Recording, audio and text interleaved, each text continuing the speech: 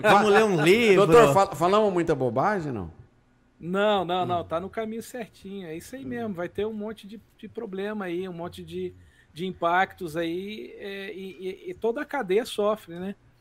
E infelizmente, quando você aumenta o frete, se aumentou a gasolina, é óbvio, né? O petróleo vai aumentar o frete, vai aumentar. Mas o senhor acha que isso vai os afetar custos economicamente? Eu dei a minha posição, né? Historicamente, pelo menos o que está nos livros é assim: numa guerra, sempre países estratégicos são beneficiados ou devastados. O Brasil, nessa situação, eu acho que cresceria, porque a gente seria principal fornecedor de alimento para países aí. Né? Não a nível de emprestar dinheiro, mas... O problema é o seguinte, é crescer, mas também você tem os impactos colaterais desse crescimento. Você vai crescer porque você vai vender mais, você vai ter mais gente procurando seus produtos, procurando suas commodities. Porém, você tem que pensar o seguinte, mas tem outros impactos que são relacionados ao geral, ao plano geral. E o principal deles, na minha opinião, é a inflação, que deve aumentar, e a questão da instabilidade das moedas. Isso aí vai afetar bastante, porque hoje o comércio internacional ele é muito dependente, por exemplo, do dólar. Né? O dólar teria uma queda nesse aspecto, né? Cairia, né? Aí a gente não sabe o que vai acontecer. E uma coisa que é muito assim óbvia, né? Com o aumento do frete, aumenta o preço da comida, aumenta o preço de tudo. Né? Você vai vender seus produtos aí. Será que o pimentão que tá 19 vai para 25 ou não? Não sei. O tomate teve uma época aí que tava valendo um diamante. Pode crer, um quilo do tomate. Mas a gente não sabe. Isso aí. Porque hoje eu preciso escolher se eu como pimentão num dia ou carne. Assim, mas olha que é uma coisa que é meio que uma brincadeira entre os meus amigos, assim. Por eu ser meio de propósito me alienar de alguns assuntos e às vezes sair algumas soluções da minha introspecção, não falando como país, não falando como potência, mas é uma puta oportunidade para países agora, entre aspas, né, ilhados que são nessa situação. Quantos desses problemas que a gente falou agora, que a gente vai acabar tendo, seriam solucionados se a gente tivesse mais indústria aqui? Só um segundinho. Ó, pessoal, estamos chegando em 100 likes, hein? Eu parei de pedir aqui, vocês fizeram bastante, mas agora parou. Vamos bater pelo menos os 100, que é a nossa meta. Bateu já? É que o meu então travou aqui. O meu travou também. Então obrigado, vocês estão dando. Obrigado. Continue. É porque assim, por exemplo, o investidor estrangeiro que não entrou no Brasil até determinado momento por uma questão de cenário político e tal, de repente numa situação como essa, não valeria a pena aqui montar uma refinaria de petróleo e começar a produzir? Não falando besteira, né? Mas, por exemplo, não refinaria de petróleo, mas, por exemplo,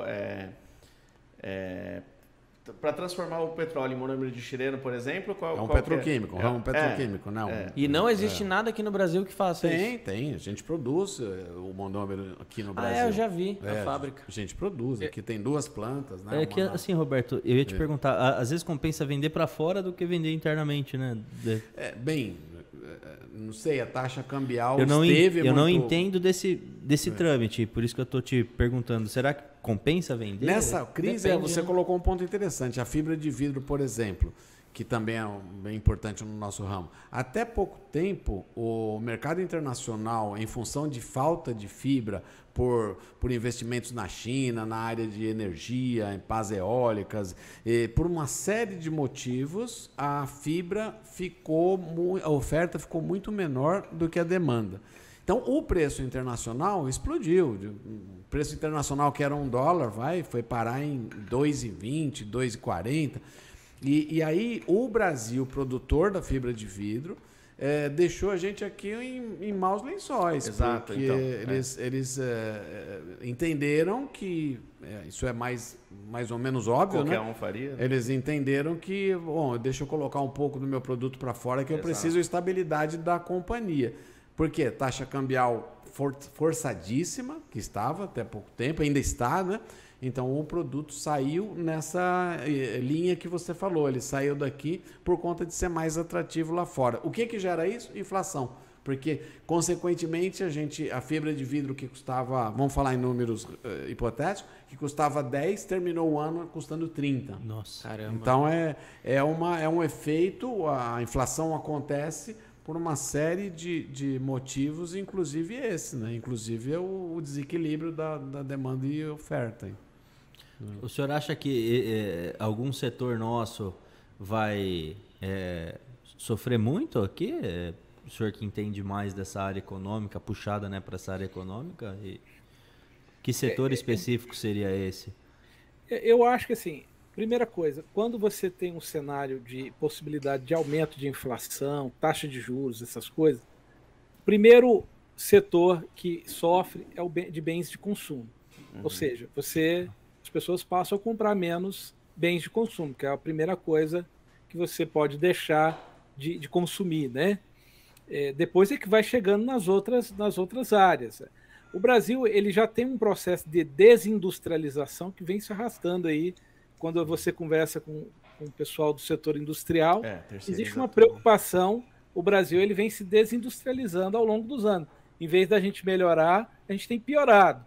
E aí a gente teria vários fatores, câmbio, falta de estímulo, ambiente burocrático muito forte. Você tem horas e horas que você precisa trabalhar só para entender o sistema tributário aqui. Então, o Brasil é um dos países onde mais se gasta horas de trabalho nas empresas para você analisar questões tributárias, questões burocráticas.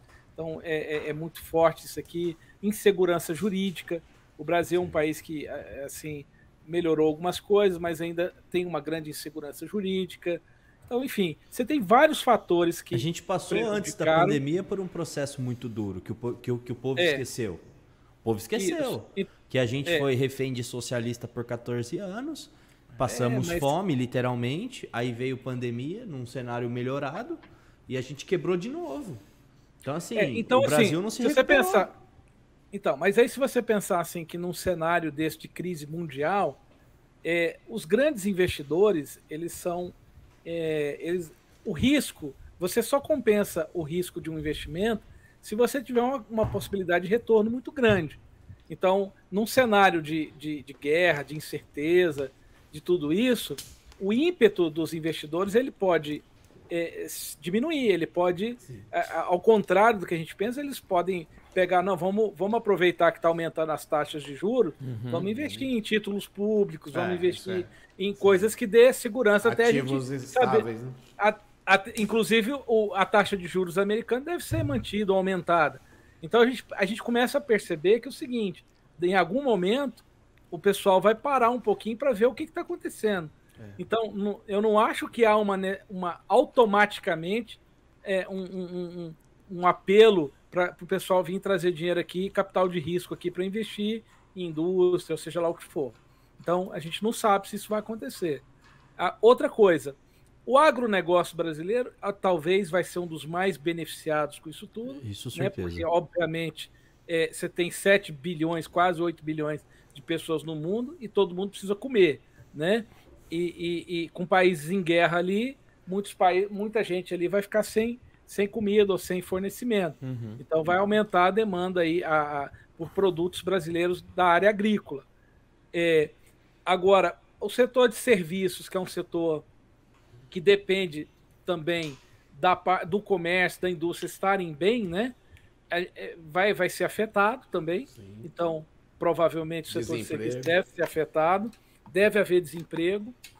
E o mercado de ações, como eu já falei aqui, ele deve ficar em altos e baixos, mas vai haver uma correção, na minha opinião, do mercado de ações, porque o mercado de ações ele já tinha muitos analistas dizendo que o mercado de ações estava inflacionado, estava uma bolha, haveria aí um risco aí de uma quebra aí generalizada. Fora o efeito boiada que vai ter agora. Isso, né? Exatamente. Aí você tem, por exemplo, os grandes bilionários, digamos assim, as big techs, o pessoal que está aí no andar, assim, quase como vivendo fora de todo esses problemas. Eles também podem ser afetados à medida em que os países começam a gerar restrições entre si. Aí, vamos supor, o Facebook vai ser bloqueado numa região da Rússia ou da China. Enfim, a gente não sabe ainda o cenário é de incerteza. O que é bem certo agora é que vai haver aumento de preços, vai haver inflação. Isso eu tenho escutado em todos os lugares, e é o mais óbvio acontecer numa situação como essa que a gente está vivendo hoje no mundo. Quais cenários você... Desculpa, doutor. Pode falar. Pode finalizar, por favor. Não, e é isso. Assim, eu acho que existe uma possibilidade dessa guerra escalar e atingir mais países. Isso que eu ia perguntar. Exatamente. Eu acho que a possibilidade é grande, porque não sei se vocês viram, enquanto a delegação russa lá e dos ucranianos estavam tentando negociar um acordo de paz, o presidente ucraniano assinou um formulário solicitando o ingresso da Ucrânia na União Europeia. E foi votado isso de forma acelerada. Jesus. Sim. Então, assim... Foi aplaudido de pé hoje, né? Aí o que acontece? Você começa a gerar uma situação que praticamente não tem volta. E aí você começa a gerar uma situação em que daqui a pouco a Rússia, o Putin já deixou isso bem claro, no começo de tudo isso ele falou inclusive, depois que ele teve a reunião com o Macron, né, aquela mesona lá, ele fez a reunião com o Macron e ele fez uma declaração dizendo assim para o povo francês: olha, vocês tomem cuidado aí que eu tenho certeza que vocês não querem ver o país de vocês mergulhados num problema que vocês não vão querer lidar com ele. E ele já deixou claro também que se ele se sentir ameaçado pelos outros países, que não só a Ucrânia, ele vai jogar bomba em todo mundo. Ele falou, olha, ninguém vai ganhar essa guerra. Ele falou isso, ninguém vai ganhar essa guerra, mas vai dar ruim para todo mundo.